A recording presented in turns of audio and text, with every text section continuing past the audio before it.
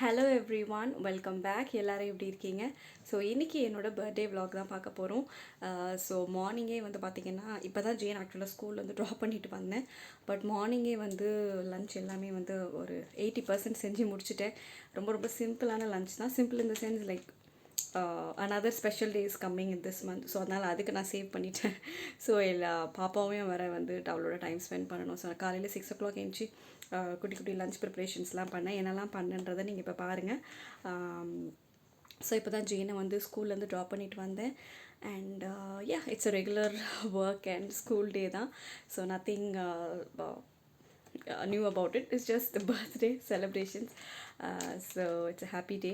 And நான் என்னெல்லாம் preparation பண்ணேன்னு குட்டி குட்டி கிளிப்ஸ் எடுத்து வச்சுருந்தேன். ஸோ அதை பாருங்கள். ஸோ வெஜ் பிரியாணிக்கு பார்த்திங்கன்னா வெங்காயம், தக்காளி, வெஜிடபிள்ஸு, புதினா, கொத்தமல்லி, தயிர், மிளகாத்தூள், பிரியாணி மசாலா எல்லாத்தையும் போட்டு நல்லா இப்படி வதக்கி வச்சுருக்கேன். ஸோ தண்ணி ஊற்றிட்டு ரைஸ் போட்டு குக் பண்ண வேண்டியது தான். அப்புறம் இங்கே வந்து எக் வேக வச்சுருக்கேன், எக் கிரேவிக்கு.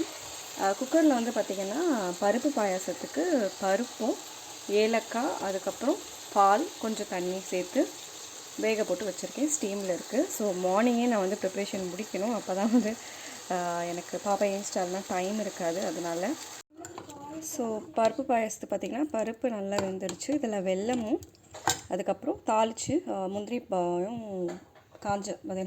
காஞ்சதாச்சியும் தாளித்து இதில் போட்டுற வேண்டியது தான். ஸோ பிரியாணிக்கு ரைஸ் போட்டு தண்ணி ஊற்றிட்டு இதை மூடி வச்சு 7 நிமிஷம் ஸ்லோ ஹீட்டில் வேக வச்சிட வேண்டியது தான். அந்த சைடு பார்த்திங்கன்னா பருப்பு பாயசமும் தாளித்து வச்சுட்டேன். இப்போ ஆக்சுவலாக வந்து காலையிலேயே எல்லாத்தையுமே செஞ்சு வச்சுருேன். நான் ஜெயினிக்கு இன்றைக்கி ஸ்கூலு ரெகுலரான ஆஃபீஸ் அண்ட் ஸ்கூல் டே தான். ஸோ அதுக்கப்புறம் பாப்பாவோட டைம் ஸ்பெண்ட் பண்ணுற மாதிரி இருக்கும், டைம் இருக்காது. ஸோ அதனால தான் வந்து மார்னிங்கே எல்லாத்தையுமே வந்து ரெடி பண்ணி வச்சிடுறேன். ஸோ சிக்கன் 65க்கு மேரினேட் பண்ணி வச்சுட்டேன்.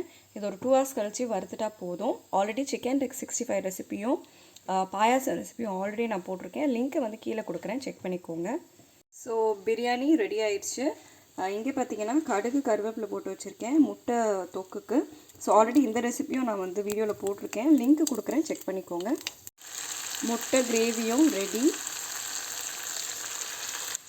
ஸோ தயிர் பச்சடியும் ரெடி பண்ணிட்டேன்.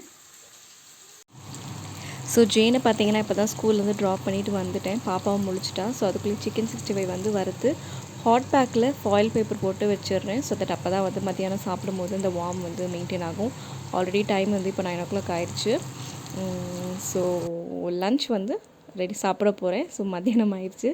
ஸோ வெஜ் பிரியாணி, தயிர், எக் தொக்கு, சிக்கன் 65 அண்ட் பாயசம். இதுதான் வந்து என்னோடய சிம்பிளான க்யூட்டான பர்த்டே லன்ச்.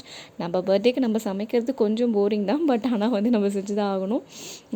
ஸோ கேக் வந்து நான் இந்த பர்த்டேக்கு ஆக்சுவலாக நான் வந்து ப்ரிஃபர் பண்ணல. பிகாஸ் another ஸ்பெஷல் டே வந்து இந்த மாதம் இருக்குது. ஸோ கேக் அதுக்கு நான் பேக் பண்ணுவேன்.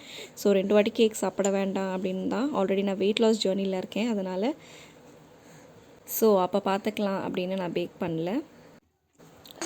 ஸோ அவ்வளோதான் கைஸ், இதுதான் என்னோடய பர்த்டே லன்ச். ஸோ இந்த வீடியோ உங்களுக்கு பிடிச்சிருக்குன்னு நினைக்கிறேன். ரொம்ப ஃபாஸ்ட்டாக குயிக்காக தான் இருந்துச்சு. ஸோ வேறு ஒரு புது வீடியோவில் உங்களை நான் பார்க்குறேன். தேங்க்யூ ஸோ மச் ஃபார் வாட்சிங்.